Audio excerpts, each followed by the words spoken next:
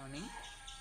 We are dealing with redemption of debentures. We have already noted debentures can be redeemed out of profits of the company or out of capital. So redemption of debentures out of profits is over. എല്ലാ methods നമ്മൾ പഠിച്ചു കഴിഞ്ഞു. അതായത് profit year mark separately ആണെങ്കിൽ എങ്ങനെയാണ് രണ്ട് method, insurance policy method and sinking fund method, അത് കഴിഞ്ഞിട്ടുണ്ട്. അതേമാതിരി if profits are not earmark separately ആണെങ്കിൽ how to create debenture redemption reserve, അതും നമ്മൾ പഠിച്ചു. ഓക്കെ, അപ്പോൾ ഇങ്ങനെയാവുന്ന സമയത്ത് ഇനി നോക്കാൻ പോകുന്നത് debenture redemption out of capital. അപ്പോൾ ഈ ക്യാപിറ്റൽ ചെയ്യുന്ന സമയത്ത് ശരിക്കും അത് പ്രാക്ടിക്കലി അത്ര പോസിബിളായി. കാരണം അതായത് പ്രോഫിറ്റ്സ് അല്ല നമ്മൾ യൂട്ടിലൈസ് ചെയ്യുന്നത്. Here company is redeeming debentures out of capital of the company. അപ്പോൾ ശരിക്കും ക്യാപിറ്റലിൽ നിന്ന് റിഡീം ചെയ്യാന്ന് പറഞ്ഞാൽ assets of the company R reduced. മനസ്സിലായല്ലോ? എത്രയാണോ നിങ്ങൾ ഡിബെഞ്ചേഴ്സ് റിഡീം ചെയ്യുന്നത്, 5 ലക്ഷം കൊടുക്കുന്നുണ്ടെങ്കിൽ അതിനനുസരിച്ചിട്ട് കമ്പനീൻ്റെ അസറ്റ്സ് കുറയുക ചെയ്യാം. ഓക്കെ, അതേപോലെ ഇറ്റ് അഡ്വേഴ്സ്ലി അങ്ങനെ അസറ്റിൽ കുറവ് വന്നിട്ടുണ്ടെങ്കിൽ it effects the working capital position of the company. പിന്നെ ഒരു പ്രാക്ടിക്കൽ ഡിഫിക്കൽട്ടി എന്താണെന്ന് വെച്ചാൽ ഒരിക്കലും redemption of debentures out of capital എന്ന് പറയുന്നത് പ്യുവർലി ഔട്ട് ഓഫ് ക്യാപിറ്റലിന് ചെയ്യാൻ പറ്റില്ല. ഈ കമ്പനീസ് ആക്ട് 2013 അനുസരിച്ചിട്ട് കമ്പനി നിർബന്ധമായിട്ടും എത്ര റിസർവ് ക്രിയേറ്റ് ചെയ്തിരിക്കണം എന്നാണ് പറയുന്നത്? Creation of debenture redemption reserve equivalent to 25% of amount of debenture issue before this debenture redemption commences is compulsory. അപ്പോൾ ഡിബെഞ്ചർ റിഡീം ചെയ്യുന്നതിന് മുന്നേ ആയിട്ട് 25% DRR debenture redemption reserve create ചെയ്യണം എന്നുള്ളത് കമ്പൽസറി ആണ്. അതുകൊണ്ട് ഇപ്പം 25% അവിടെ പ്രോഫിറ്റ് എന്നാണല്ലോ ഈ DRR ക്രിയേറ്റ് ചെയ്യുന്നത്. അത് ക്രിയേറ്റ് ചെയ്ത് വെച്ച് കഴിഞ്ഞാൽ ബാക്കി എത്രയേ വരുന്നുള്ളൂ?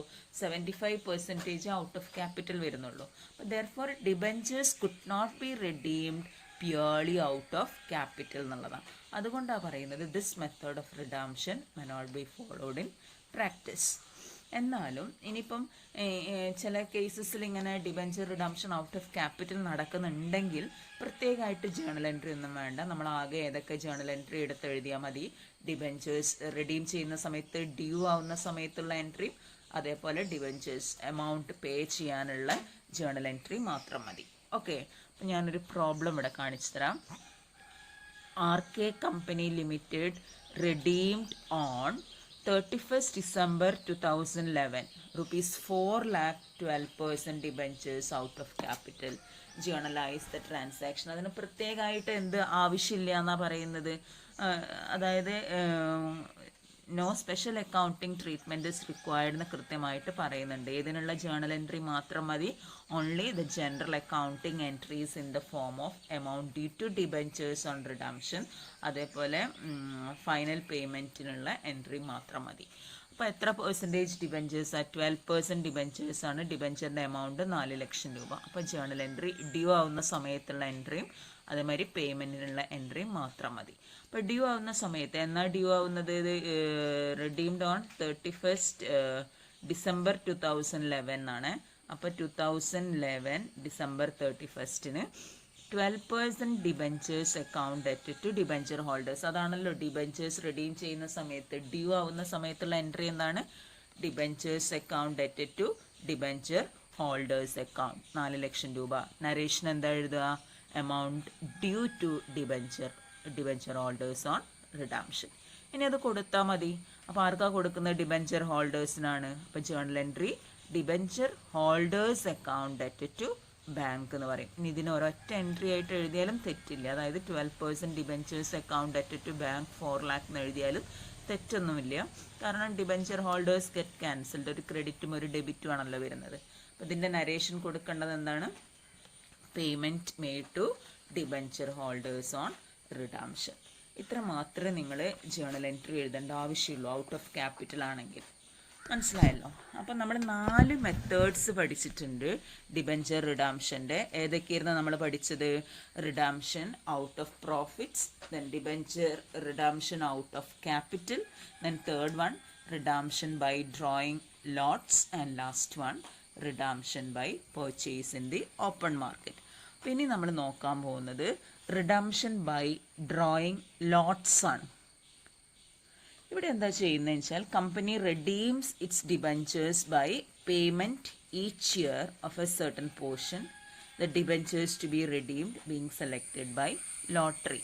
നമ്മൾ പഠിച്ചിട്ടുണ്ട്, അതായത് ഇപ്പോൾ 5 ലക്ഷത്തിൻ്റെ ഡിബഞ്ചേഴ്സാണ്, 5 ലക്ഷം ലംസമായിട്ടുള്ള ഇവിടെ കൊടുക്കുക. It is paid by lots, അതായത് ലോട്ട്സ് എടുക്കും, ലോട്ടറി പോലെ തന്നെ ലോട്ട്സ് എടുത്തിട്ട് നമ്മൾ എന്ത് ചെയ്യും, ആ ഒരു എമൗണ്ട് ഇൻസ്റ്റാൾമെൻ്റ് ആയിട്ട് ഇങ്ങനെ ആനുവൽ ഇൻസ്റ്റാൾമെൻറ്റ് പോലെ കൊടുക്കുക ചെയ്യുന്നത്. മനസ്സിലായി? ഇതിനും പ്രത്യേകിച്ച് ജേണൽ എൻട്രി എന്ന് പറഞ്ഞാൽ അത് ഔട്ട് ഓഫ് പ്രോഫിറ്റ്സ് എന്നാണോ ക്യാപിറ്റൽ എന്നാണോ നോക്കിയിട്ട് നിങ്ങൾ ഓരോ വർഷത്തെ ജേണൽ എൻട്രി കൊടുത്താൽ മതി. Okay, then last method is redemption by purchase in the open market. ഇവിടെ എന്താ ചെയ്യുന്നതെന്ന് വെച്ചാൽ കമ്പനി എന്ത് ചെയ്യുന്നത് വെച്ചാൽ കമ്പനീൻ്റെ ഓൺ ഡിബഞ്ചേഴ്സ് എന്ത് ചെയ്യുക, ഓപ്പൺ മാർക്കറ്റിൽ നിന്ന് പർച്ചേസ് ചെയ്യുക. അതായത് ഡിബഞ്ചർ ഹോൾഡേഴ്സിൻ്റെ അടുത്ത് നിന്ന് കമ്പനി എന്ത് ചെയ്യും, ഡിബഞ്ചേഴ്സ് തിരിച്ചു വാങ്ങും. ഇങ്ങനെ തിരിച്ചു വാങ്ങുന്ന ഡിബഞ്ചേഴ്സ് എന്താ ചെയ്യുക, it is either cancelled or reinvested. മനസ്സിലായല്ലോ? അപ്പോൾ ഇങ്ങനെ വാങ്ങിങ്ങാണ്ട് ഒന്നുകിൽ ആ ഡിബഞ്ചേഴ്സ് ക്യാൻസൽ ചെയ്യും, അല്ലെങ്കിൽ ഇൻവെസ്റ്റ് ചെയ്യുക ചെയ്യാം. അപ്പോൾ ഇവിടെ ശ്രദ്ധിക്കേണ്ടത് എന്താണെന്ന് വെച്ചാൽ ഇങ്ങനെ കമ്പനി ഓൺ ഡിബഞ്ചേഴ്സ് ഓപ്പൺ മാർക്കറ്റിൽ നിന്ന് പർച്ചേസ് ചെയ്യുന്ന സമയത്ത് എന്തൊക്കെ അഡ്വാൻറ്റേജസ് ആണ് കമ്പനിക്കുള്ളത് എന്ന് പറയുന്നത്. ഫസ്റ്റത്തെ അഡ്വാൻറ്റേജ് എന്ന് പറയുന്നത് ഈ ഓപ്പൺ മാർക്കറ്റിൽ നിന്ന് പർച്ചേസ് ചെയ്യുക എപ്പം മാത്രമേ ഉള്ളൂ, when these debentures are available in the open market at a price lower than the issue price. 100 രൂപയ്ക്ക് ഇഷ്യൂ ചെയ്തിരുന്ന ഒരു ഡിബഞ്ചേഴ്സ് ആണെങ്കിൽ if it is available from the open market at ₹95 or 90, then only the company will purchase such debentures. അപ്പോൾ എപ്പോഴും company ഡിബഞ്ചറിൻ്റെ issue പ്രൈസിനേക്കാളും വില കുറഞ്ഞുന്ന സമയത്താണ് open purchase നടത്തുക. Okay, ഒരു ഗുണം അതാണ്. അന്നേരം കമ്പനിക്ക് അവിടെ എന്തുണ്ടായിട്ടുണ്ട്, 100 രൂപ കൊടുത്ത് വാങ്ങേണ്ട സ്ഥാനത്ത് റിഡീം ചെയ്യേണ്ട സാധനം 90 രൂപയ്ക്ക് പർച്ചേസ് ചെയ്യുക ചെയ്യുന്നത്. So it enables the company to save money equal to amount of discount which would have been required to be paid in case they are redeemed in the ordinary course. അപ്പോൾ ചിലപ്പം ആ debentures redeem ചെയ്യുന്നത് പ്രീമിയത്തിനോ പാറിനോ ആണെങ്കിൽ അത്രയും പൈസ കമ്പനിക്ക് ലാഭമായി വരും ഡിസ്കൗണ്ടിന് purchase ചെയ്യുന്ന സമയത്ത്. അങ്ങനെ മാർക്കറ്റ് പ്രൈസിനെക്കാട്ടും ഇഷ്യൂ പ്രൈസിനെക്കാട്ടും കുറവായിട്ട് മാർക്കറ്റ് പ്രൈസ് നിൽക്കുന്ന സമയത്ത് പർച്ചേസ് ചെയ്താൽ കമ്പനിക്ക് അങ്ങനെയുള്ളൊരു ഗുണമുണ്ട്. രണ്ടാമത്തെ ഒരു അഡ്വാൻറ്റേജ് എന്താണെന്ന് വെച്ചാൽ company would also be saving the amount of interest on debentures purchased in the open market and cancelled. ഇങ്ങനെ പർച്ചേസ് ചെയ്ത് കഴിഞ്ഞിട്ടുണ്ട്, പിന്നെ ആ ഡിബഞ്ചേഴ്സിന് ഇൻട്രസ്റ്റ് കൊടുക്കണ്ടല്ലോ, ഡിബഞ്ചർ ഹോൾഡേഴ്സിന് ഇൻട്രസ്റ്റ് കൊടുക്കേണ്ട ആവശ്യമില്ല, കമ്പനി പർച്ചേസ് ചെയ്ത് കഴിഞ്ഞ ഡിബഞ്ചേഴ്സാണ്. അപ്പോൾ അവിടെ ഇൻട്രസ്റ്റ് ഓൺ ഡിബഞ്ചേഴ്സും ലാഭമാണ്. മൂന്നാമതൊരു ഗുണം പറയുന്നത് എന്താണെന്ന് വെച്ചാൽ the company would not be required to pay premium on debentures purchased in open market and cancelled in case the terms of issue had provided for premium on regular redemption. നേരത്തെ പറഞ്ഞ് ഇപ്പോൾ പ്രീമിയത്തിനായിരുന്നു റിഡീം ചെയ്യാന്നുള്ളതായിരുന്നു terms and conditions എങ്കിൽ ഇങ്ങനെ വാങ്ങുന്ന സമയത്ത് open മാർക്കറ്റിൽ നിന്ന് ഡിസ്കൗണ്ടിനാണല്ലോ വാങ്ങുന്നത്, അപ്പോൾ അത്രയും രൂപ ലാഭമായിരിക്കും. ആ പ്രീമിയം ഓൺ റിഡംഷനും എന്തായിട്ട് വരും, കൊടുക്കേണ്ട ആവശ്യം വരുന്നില്ല, അതും കമ്പനിക്കൊരു പ്രോഫിറ്റായിട്ട് കണക്കാക്കാം. ഓക്കെ, അപ്പം വേറൊരു പോയിന്റ് ഇവിടെ ശ്രദ്ധിക്കേണ്ടത് എന്താണെന്ന് വെച്ചാൽ ഡിബഞ്ചേഴ്സ് പർച്ചേസ് ചെയ്യുന്നത് ഏതിനൊക്കെ ആവാം, ഒന്നുകിൽ പാറിനാവാം അല്ലെങ്കിൽ പ്രീമിയത്തിനും ആവാം. ഞാൻ പറഞ്ഞല്ലോ എപ്പോഴും ഡിസ്കൗണ്ടിന് ഉള്ള സമയത്താണ്, അതായത് ഇഷ്യൂ പ്രൈസിനെക്കാട്ടും മാർക്കറ്റ് പ്രൈസ് കുറവാകുന്ന സമയത്താണ് പർച്ചേസ് ചെയ്യാൻ പോവുള്ളൂ കമ്പനി. ചില കേസസിൽ ഇങ്ങനെയും പർച്ചേസ് ചെയ്യും, എങ്ങനെ, at par or at premium. Clear ആണോ? അപ്പോൾ ഇവിടെ നോട്ട് ചെയ്യേണ്ട പോയിന്റ്സ് ഇതൊക്കെയാണ്. കമ്പനിക്ക് ചിലപ്പോൾ പ്രോഫിറ്റ് ഉണ്ടാവും, മാർക്കറ്റ് പ്രൈസ് ഇഷ്യൂ പ്രൈസിനെക്കാട്ടും കുറവായിട്ടാണ് മാർക്കറ്റ് പ്രൈസ് എങ്കിൽ അവിടെ പ്രോഫിറ്റ് ഉണ്ടാവും, അത് റെക്കോർഡ് ചെയ്യേണ്ടി വരും. പിന്നെ അതേപോലെ ചിലപ്പം കമ്പനി പർച്ചേസ് ചെയ്യുന്നത് എന്തിനു വേണ്ടിയിട്ടായിരിക്കാം, ക്യാൻസൽ ചെയ്യാനാവാം, ചിലപ്പം ഇൻവെസ്റ്റ് ചെയ്യാനാവാം. അപ്പോൾ ആ 2 കേസിലുള്ള ജേണൽ എൻട്രീസ് ആണ് നിങ്ങൾ പഠിച്ചു വെക്കേണ്ടത്. അപ്പോൾ ഞാനൊന്നായി ജേണൽ എൻട്രീസ് ഒക്കെ പറഞ്ഞു തരാം. ഫസ്റ്റ് നമ്മൾ നോക്കാൻ പോകുന്നത് purchase of debentures for cancellation ആണ്. അപ്പം ജേണൽ എൻട്രി വരുന്നത് when debentures are purchased in the open market, അതായത് പർച്ചേസ് ചെയ്യുന്ന സമയത്ത് ജേണൽ എൻട്രി എങ്ങനെ വരും, debentures account at to bank. ഇത് പർച്ചേസ് പ്രൈസ് ആണ്, ചിലപ്പോൾ മാർക്കറ്റ് ഇഷ്യൂ പ്രൈസിനെക്കാട്ടും കുറവായിട്ടായിരിക്കും. അപ്പം മാർക്കറ്റ് പ്രൈസ് ആണ് ഇവിടെ നിങ്ങൾ എടുക്കേണ്ടത്, purchase price. Then when debentures are purchased at a discount, ഡിസ്കൗണ്ടിന് പർച്ചേസ് ചെയ്യാന്ന് പറഞ്ഞാൽ ഞാൻ പറഞ്ഞല്ലോ അത് ഇഷ്യൂ പ്രൈസിനെക്കാട്ടും കുറവായി, കാരണം നമ്മൾ ആ ഡിസ്കൗണ്ട് അവിടെ ഒന്ന് റെക്കോർഡ് ചെയ്യണം. അപ്പോൾ ഈ ഡിസ്കൗണ്ട് എന്ന് പറയുന്നത് കമ്പനീനെ സംബന്ധിച്ചിടത്തോളം പ്രോഫിറ്റാണ്. So journal entry debentures account at to bank to profit on redemption of debentures എന്നാണ് എഴുതേണ്ടത്. ഈ പ്രോഫിറ്റ് എന്ന് പറയുന്നത് ഏതാണ്? ഡിസ്കൗണ്ടാണ്. ഡൗട്ട് എന്തെങ്കിലും ഉണ്ടെങ്കിൽ വിളിച്ച് ചോദിക്കാം. ഇനി ചിലപ്പം പ്രീമിയത്തിനാവാം പർച്ചേസ് ചെയ്യുന്നത്. പ്രീമിയത്തിന് പർച്ചേസ് ചെയ്യുമ്പോൾ കമ്പനിക്ക് നഷ്ടമല്ലേ? 100 രൂപേൻ്റെ സ്ഥാനത്ത് 105 രൂപയോ 110 രൂപയോ കൊടുക്കുക എന്ന് പറയുന്നത് നഷ്ടമാണ്. അപ്പം ഡിബെഞ്ചേഴ്സ് ഇങ്ങനെ ഓപ്പൺ മാർക്കറ്റിൽ നിന്ന് പർച്ചേസ് ചെയ്യുന്നത് പ്രീമിയത്തിനാണെങ്കിൽ ആ ലോസ് നമ്മൾ ഡെബിറ്റ് ചെയ്യണം. അപ്പോൾ debentures account at loss on redemption of debentures account at to bank എന്ന് പറയും. ഈ ലോസ് എന്ന് പറയുന്നത് ഏതാണ്? പ്രീമിയം ആയിരിക്കും കേട്ടോ. നമുക്കൊരു പ്രോബ്ലം കൂടെ നോക്കാം. പ്രോബ്ലം ഞാൻ അടുത്ത ഒരു വീഡിയോ ആയിട്ട് ഇട്ട് തരാം. Thank you. On 1st Jan 2010, JK Company Limited made an issue of 8,014% debentures of rupees 100 each at rupees 95 per debenture. ഇവിടെ ശ്രദ്ധിക്കണം, 8 ലക്ഷം രൂപയുടെ ഡിബെഞ്ചേഴ്സ് ആണ്, 14% ഡിബെഞ്ചേഴ്സ് ആണ് ഇഷ്യൂ ചെയ്തിരിക്കുന്നത്. എത്രയ്ക്കാണ്? 95-നാണ്, ഡിസ്കൗണ്ടിനാണ് ഇഷ്യൂ ചെയ്തത്. The terms of issue provided for redemption of 30,000 debentures every year commencing from 2011 either by purchase or by drawings at par at company's option. അപ്പോൾ ഇത് redeem ചെയ്യാനുള്ള ടേംസ് ആൻഡ് കണ്ടീഷൻസ് എങ്ങനെയാണെന്ന് വെച്ചാൽ എല്ലാ വർഷം 30,000 ഡിബെഞ്ചേഴ്സ് വെച്ച് റിഡീം ചെയ്യും. 30,000 രൂപയുടെ ടോട്ടൽ 8 lakh ആണ്. അപ്പോൾ 30,000 ഡിബെഞ്ചേഴ്സ് ആണ് എല്ലാ വർഷം റിഡീം ചെയ്യുന്നത്. ഇത് റിഡീം ചെയ്യുന്നത് എങ്ങനെയാണെന്നാണ് പറയുന്നത്? ഒന്നുകിൽ either by purchase in the open market or by drawing lots. അത് കമ്പനിക്ക് തീരുമാനിക്കാം. ഇനി ₹10,000 was also written off the debenture discount account in the year 2010-11. അപ്പോൾ 2010-ലും 11-ലും ഒരു ഡിബെഞ്ചർ ഡിസ്കൗണ്ട് റൈറ്റ് ഓഫ് ചെയ്തിട്ടുണ്ട് 10,000 rupees-ൻ്റെ. During the year 2011, the company purchased in the open market debentures of face value of 16,000 at rupees 95 per debenture. ഇവിടെ ശ്രദ്ധിക്കണം, 2011-ൽ company എത്ര രൂപയുടെ debentures ആണ് open മാർക്കറ്റിൽ നിന്ന് വാങ്ങിയിട്ടുള്ളത്? 16,000-ൻ്റെത് 95-നാണ്. അതേപോലെ 14,000 debentures at rupees 90 per debenture. ഇത് രണ്ടും വാങ്ങിയിരിക്കുന്നത് ഇഷ്യൂ പ്രൈസിനെക്കാട്ടും കുറവായിട്ടാണ്, ഡിസ്കൗണ്ടിനാണ് പർച്ചേസ് നടത്തിയിരിക്കുന്നത്. അപ്പം ഇതെന്താണ്? കമ്പനീനെ സംബന്ധിച്ചിടത്തോളം ഒരു പ്രോഫിറ്റാണ്. അപ്പോൾ നമുക്ക് എന്തിനൊക്കെ ജേർണൽ എൻട്രി വേണം എന്നുള്ളത് നോക്കാം. അപ്പോൾ ആദ്യം ജേർണൽ എൻട്രി വേണ്ടത് എന്തിനു വേണ്ടിയിട്ടാണ്?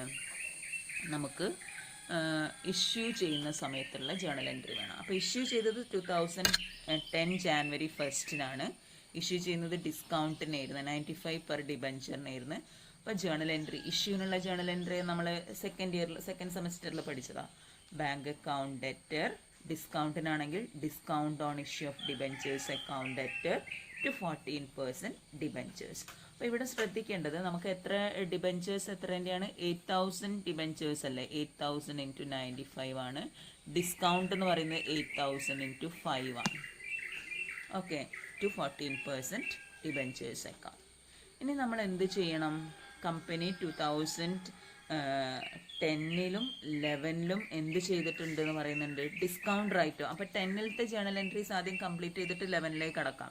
അപ്പോൾ 10-ൽ ഡിസ്കൗണ്ട് റൈറ്റ് ഓഫ് ചെയ്യുന്ന സമയത്ത് journal entry profit and loss account at to discount on issue of debentures.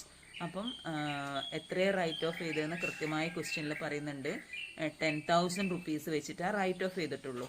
അപ്പം ആ എമൗണ്ട് ആണ് 10,000 എന്ന് പറഞ്ഞ് കാണിക്കേണ്ടത്. എൻ്റെ പ്രോഫിറ്റ് ആൻഡ് ലോസ് അക്കൗണ്ടിലേക്ക് ഡെബിറ്റ് ചെയ്യുക റൈറ്റ് ഓഫ് ചെയ്യുന്ന സമയത്ത്. ഓക്കെ, ഇനി 2011-ലെ ജേർണൽ എൻട്രീസ് എന്ന് പറയുന്നത് 2011-ലാണ് കമ്പനി എന്ത് ചെയ്തിട്ടുള്ളത്? റിഡീം ചെയ്യാൻ തുടങ്ങി. അതായത് ഓപ്പൺ മാർക്കറ്റ് പർച്ചേസ് ആണ് നടത്തിയിട്ടുള്ളത്. ഓപ്പൺ മാർക്കറ്റിൽ നിന്ന് പർച്ചേസ് ചെയ്ത് ശ്രദ്ധിക്കണം.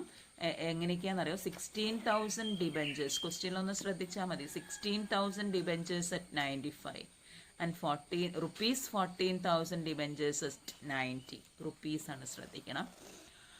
അപ്പോൾ 2011 December 31-ന് ഓപ്പൺ മാർക്കറ്റിൽ നിന്ന് പർച്ചേസ് ചെയ്യുന്ന സമയത്ത് ജേർണൽ എൻട്രി ഇങ്ങനെയാണ് വരിക. 14% debentures account at to bank എന്നാണ് ശരിക്കും വരേണ്ടത്. പക്ഷെ ഇവിടെ ഡിസ്കൗണ്ടിന് പർച്ചേസ് ചെയ്തതായതുകൊണ്ട് ആ ഡിസ്കൗണ്ട് എന്ന് പറയുന്നത് കമ്പനിയെ സംബന്ധിച്ചിടത്തോളം പ്രോഫിറ്റാണ്. അപ്പോൾ എത്ര വരും? 14,000 ഡിബഞ്ചേഴ്സ് അല്ല 16,000 14,000 ആണ്, അത്രയും റുപ്പീസിൻ്റെതാണ്. അപ്പോൾ എത്ര നമ്പർ ഓഫ് ഡിബഞ്ചേഴ്സ് വരും എന്നുള്ളത് നമ്മൾ ശ്രദ്ധിക്കണം. 16,000 പ്ലസ് 14,000 എന്ന് പറയുമ്പോൾ 30,000 ഡിബഞ്ചേഴ്സാണ് ആ വർഷം റൈറ്റ് ഓഫ് ചെയ്തിട്ടുള്ളത്. മനസ്സിലായല്ലോ? അപ്പോൾ ഇതെങ്ങനെയാണ് വരുന്നതെന്ന് വെച്ചാൽ ടോട്ടൽ 16,000 എത്രയാണ്? 14,000 ആണ്. അങ്ങനെയാണ് 30,000 വന്നിരിക്കുന്നത്. ടു ബാങ്ക് എന്ന് പറഞ്ഞ് എഴുതുന്ന സമയത്ത് എത്ര രൂപയാണ്? 16,000 മുകളിൽ 5 രൂപ വെച്ചിട്ടും പ്രോഫിറ്റ് ഉണ്ടാവും. അതായത് 16,000 at 95 എന്നല്ലേ പറയുന്നത്. അപ്പോൾ 16,000 റുപ്പീസ് 16,000 ഡിബഞ്ചേഴ്സിൻ്റെ മുകളിൽ 5 5% ആണ് പ്രോഫിറ്റ് ഉണ്ടാവുക. അതേപോലെ 14,000 റുപ്പീസിൻ്റെ മുകളിൽ 10% ഡിസ്കൗണ്ട്. അതാണ് ഇങ്ങനെ വന്നിരിക്കുന്നത്. 16,000 മുകളിൽ 5% 800ഉം 14,000 മുകളിലുള്ള 10%. Total discount 2,200. അപ്പോൾ journal entry 14% debentures account at to bank, discount കഴിഞ്ഞിട്ടുള്ള amount, to profit on redemption of debentures എന്ന് പറയുന്ന ഡിസ്കൗണ്ട് എമൗണ്ട് ആണ്. ഇത് രണ്ടും കൂടെ ആഡ് ചെയ്തിട്ടുള്ളത് 2,200. മനസ്സിലായോ? അപ്പോൾ 2011 ഡിബഞ്ചേഴ്സ് ക്യാൻസൽ ചെയ്തത് എങ്ങനെയാണെന്നാണ് പറയുന്നത്? ഓപ്പൺ മാർക്കറ്റ് പർച്ചേസ് നടത്തിയിട്ടാണ്. എത്രയൊക്കെയാണ് ഓപ്പൺ മാർക്കറ്റ് പർച്ചേസ് എന്നുള്ളത് തന്നിട്ടുണ്ട് ക്വസ്റ്റ്യൻ.